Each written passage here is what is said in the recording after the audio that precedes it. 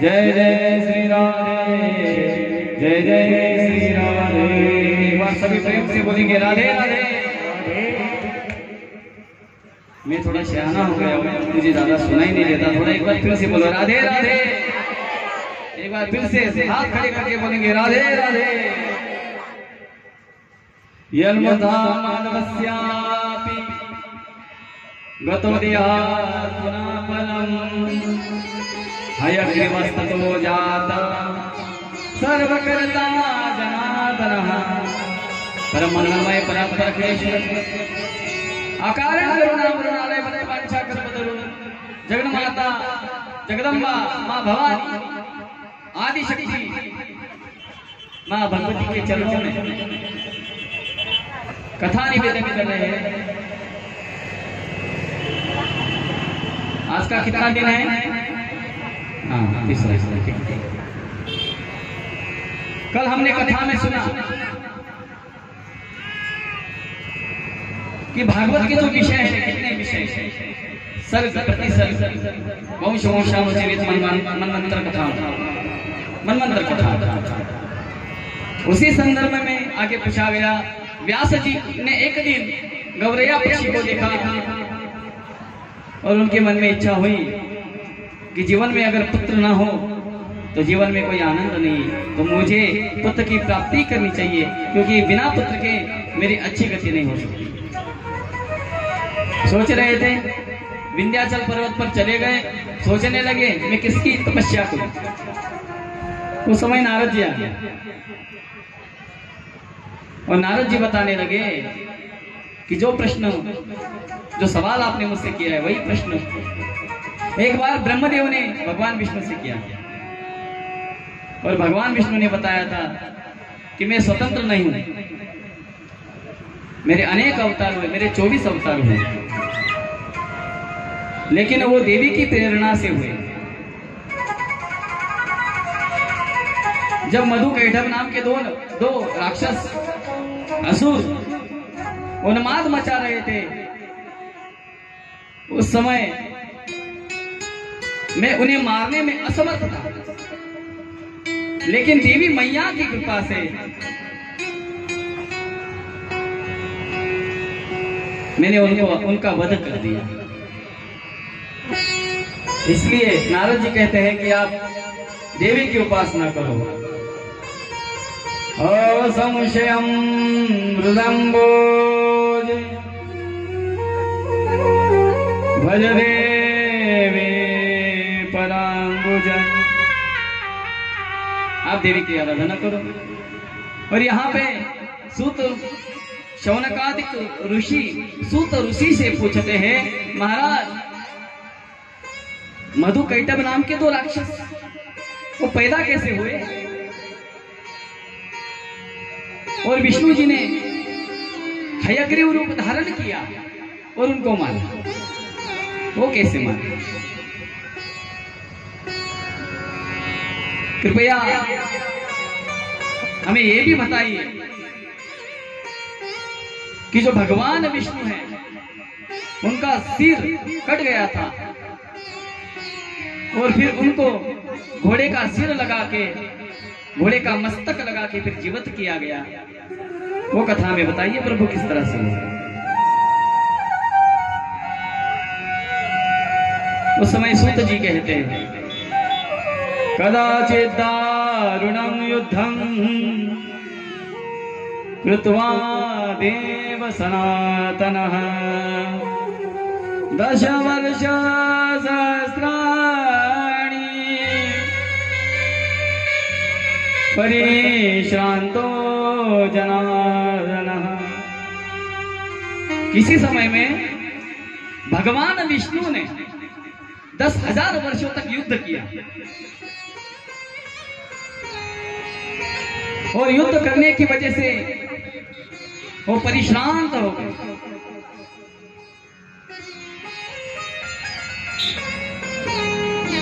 वो थके हुए थे, सो गए। कुछ साधन नहीं था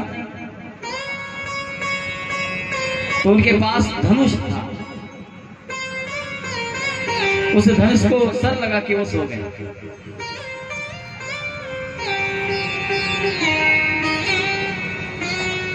और यहाँ पे हैग्रीव नाम का जो राक्षस था, उसको देवी का वरदान मिला था, इसलिए वो सभी देवताओं को तकलीफ दे रहा था। सभी देवताओं ने सोचा उन्हें तो केवल भगवान विष्णु मान सकते हैं, लेकिन वो तो निद्रा में, वो तो सोए हुए, उनको जगाए कैसे। उस समय सोचने लगे क्या किया जाए। जो दिमाग होता है, उस दिमाग को कहा, अरे भाई तुम एक काम करो, जिस धनुष को सर लगा के भगवान विष्णु निद्रा में मग्न है ना, उस धनुष की डोरी को काट देना, इससे धनुष हिल जाएगा और उनकी निद्रा भंग हो जाएगी। दिमाग कहने लगा, निद्रा भंगम कदाचेदो दंपत्यो प्रीतिभेदनम शिशो मात्रो विभेदश्च ब्रह्म हत्या संस्मृतम।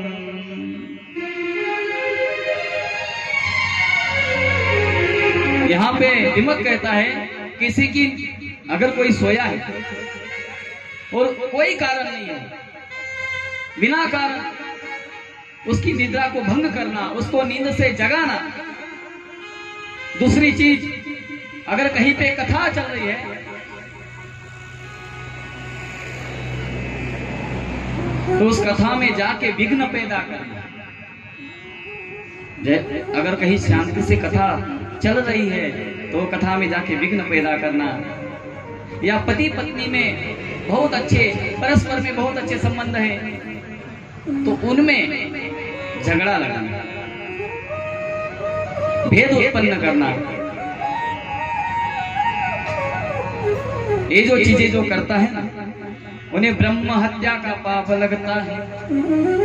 ब्रह्म हत्या संस्मृतम। मुझे पता है आप तो इतने अच्छे लोग हो, क्या बताऊं। मैं तो हमेशा आपके भाग्य की सराहना करता हूं कि आप मैया के किनारे रहते हो, मैया के सानिध्य में हमेशा रहते हो, इसलिए बहुत ही अच्छे लोग। और मैया का जल अमृत है, वो अमृत आप रोज पीते हो तो आप कड़वे हो ही नहीं सकते। इसलिए मुझे पता है आप किसी भी घर में यहाँ झगड़ा नहीं होता। सच है ना? होता भी हो तो हाँ बोलो, ना बोलो नहीं नहीं महाराज जी हम नहीं करते, ऐसा होता है। अच्छा होता है कभी कभी झगड़ा करना चाहिए। ज्यादा मीठा खाने से तकलीफ होती है, कभी कभी कड़वा भी खा लेना चाहिए, अच्छा रहता है स्वास्थ्य के लिए।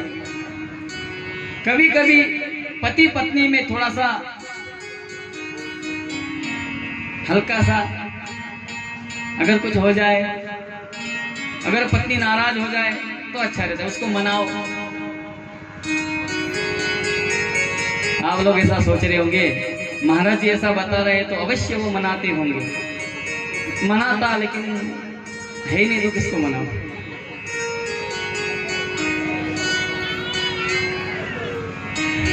क्योंकि उससे प्रेम बढ़ता है संसारी जीवन में। अगर नाराज हो गए लेकिन पति पत्नी के बीच अच्छे संबंध है तो वहां पे जाके उनके बीच कलह निर्माण करना ब्रह्म हत्या समान देवी भागवत में कहा गया है। कथा चल रही है, कथा सुनो अवश्य। कथा नहीं सुननी, वहां से पंडाल से निकल जाओ, लेकिन कथा में विघ्न मत करो। ब्रह्म हत्या समान है, मैं नहीं कह रहा हूं, देवी भागवत जी कहते हैं। दिमाग ने कहा मैं निद्रा भंग नहीं कर सकता, समझ लो मैंने निद्रा भंग भी कर दी विष्णु जी की तो मुझे क्या मिलेगा, मेरा फायदा क्या है। उस समय ब्रह्मदेव ने कहा, वो दिमक कहने लगा, किम फलम भक्षणादेव येन पाप करोम्यहम, मैं पाप करने के लिए तैयार हूं, लेकिन मेरा फायदा क्या है। उस समय उन्होंने कहा कि यज्ञ में जो भी यहाँ वहां सामग्री गिरी हुई होंगी वो आपकी होगी, उसे आप प्रेम से ग्रहण करें। ऐसा सुनते ही गत सुमुकुट क्वापि देव देवस्य तापसा, दिमक ने क्या किया, वो जो धनुष की डोरी थी उसको काट दिया। इसका परिणाम यह हुआ, वो डोरी, वो जो रस्सी थी, वो रस्सी विष्णु जी के गले में आ गई और इतनी जोर से आई कि उनका गला कट गया। विष्णु जी का गला कट गया।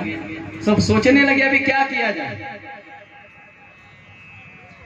सभी देवता ब्रह्मदेव के पास गए और ब्रह्मदेव से कहने लगे कि अभी क्या किया जाए, आप बताइए। तब ब्रह्मदेव कहते हैं,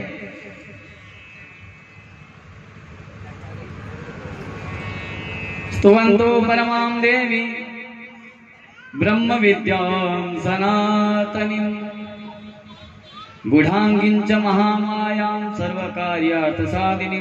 उन्होंने कहा अभी तो केवल मां भगवती ही हमारी सहायता कर सकती है। आप सभी मां भगवती की आराधना करो, मां भगवती की स्तुति करो। मां भगवती हमें कुछ ना कुछ मार्गदर्शन अवश्य करेगी। देवता सभी उपस्थित थे देवी की स्तुति करने के लिए, लेकिन उनका जो ऑर्गन था वो बंद हो गया था। इसलिए देवता चिंता करने लगे अभी कैसे स्तुति करें, लेकिन करेंगे। चलो, नमो देवी महामाय विश्वोत्पत्ति करे शिवे निर्गुणे सर्वभूतेषि माद शंकर कामदे। मैया की सुंदर सी स्तुति की और मैया प्रसन्न हो गई, क्योंकि मैया ने ही वो हयग्रीव जो था उसको वर दिया था। एक बार उस हयग्रीव ने मैया की तपस्या की थी। मैया प्रसन्न होके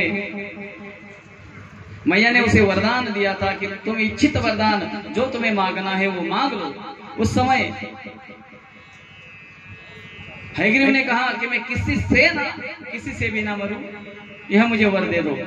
उस समय देवी ने कहा मरना तो सबको है, देखिए आया है सो जाएगा, राजा रंग फकीर एक सिंहासन बंधी चढ़े एक पहने जंजीर। मुझे बताओ आप लोगों में ऐसा कौन है जो कभी मरने नहीं वाला? बताइए, कोई है कोई? हाथ तो खड़े करो। अरे मैं भी नहीं हूं, गलत फहमी मत रखना। और भागवत जी में तो ऐसा बताया जाता है, श्रीमद् भागवत में, कि राजा परीक्षित को शाप मिला था 7 दिनों में मरने का, और हम भी 7 ही दिनों में मरने वाले। कितने दिनों में? 7 दिन। अभी कितने दिन हुए? 3 दिन हुए। अभी हमारे कितने दिन बाकी है? नहीं, हम अभी तो नहीं मरेंगे, लेकिन 7 ही दिनों में मरेंगे। वार कितने होते हैं? सोमवार, मंगलवार, बुधवार, गुरुवार, शुक्रवार, शनिवार, इतवार, रविवार। कितने होते हैं? 7। कोई 8वां बार है हमारे आपके लिए, मेरे लिए? चलो कथा व्यास है, कथावाचक की जरा इनको थोड़ा सुविधा दी जाए। महाराज जी आप ऐसा करो 7 दिनों में मत मरो, आप 8वें दिन, ऐसा कुछ है सिस्टम? सबको 7 ही दिन में मरना है, वो कथा कहने वाला हो या कथा सुनने वाला, सबको मरना है। लेकिन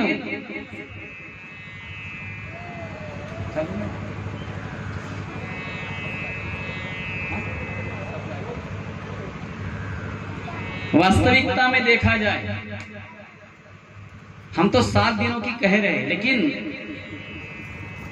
अगर हमारा समय समाप्त हो गया होगा ना, तो जो श्वास अंदर गई है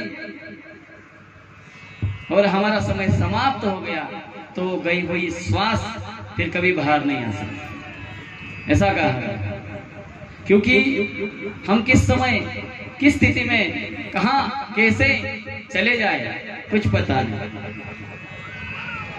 इसलिए जीवन बहुत अमूल्य है, जीना चाहिए, अच्छी तरह से जीना चाहिए, क्योंकि अच्छा जीवोगे नहीं इसलिए सांस का कोई भरोसा नहीं, कब सांस इस जीवन से चले जाए।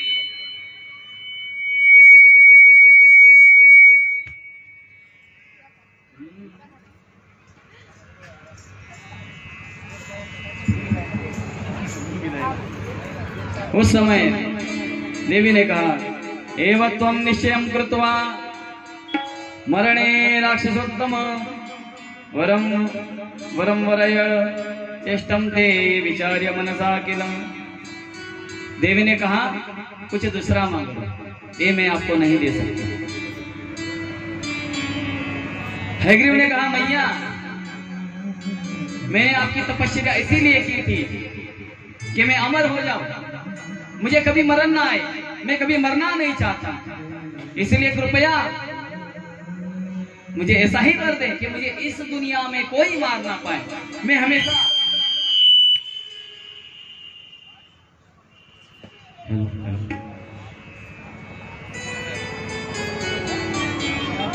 मुझे पहले 2 झटके आ चुके हैं, तीसरा आया तो कुछ मेरा। एक बार सभी प्रेम से बोलो राधे राधे। सभी हाथ खड़े खड़े करके बोलेंगे एक बार प्रेम से सभी, राधे राधे। सुनाई नहीं दिया, फिर से बोलो राधे राधे।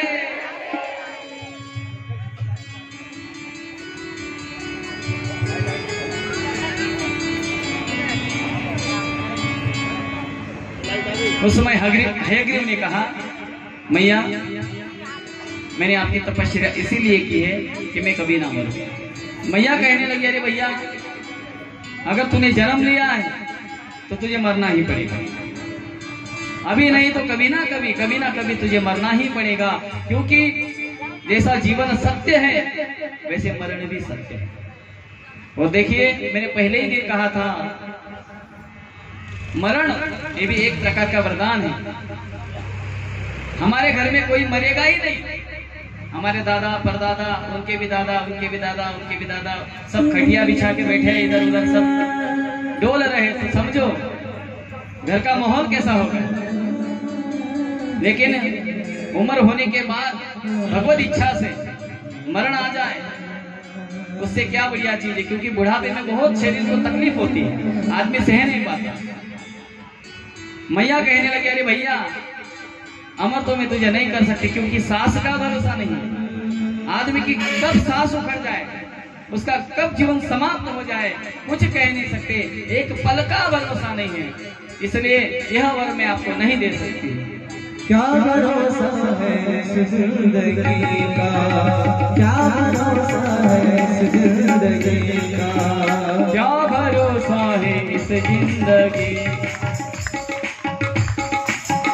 क्या भरोसा है इस जिंदगी का। जय हो। साथ देते नहीं वो किसी का, साथ देते नहीं वो किसी का, क्या भरोसा है इस जिंदगी का, क्या भरोसा है इस जिंदगी का। साथ देती नहीं, साथ देती नहीं, साथ देती नहीं वो किसी, क्या भरोसा है इस जिंदगी का, क्या भरोसा है इस जिंदगी का। रुक जाएगी चलते, सांस रुक जाएगी चलते चलते, बुझ जाएगी चलते, क्षमा बुझ जाएगी चलते चलते, दम निकल जाएगा रोशनी का, दम निकल जाएगा रोशनी का, क्या भरोसा है इस जिंदगी का, क्या भरोसा है इस जिंदगी का, क्या भरोसा है इस जिंदगी का, क्या भरोसा। ताली बजाओ, ये जिंदगी का कोई भरोसा है क्या। जय हो। जिंदगी का भरोसा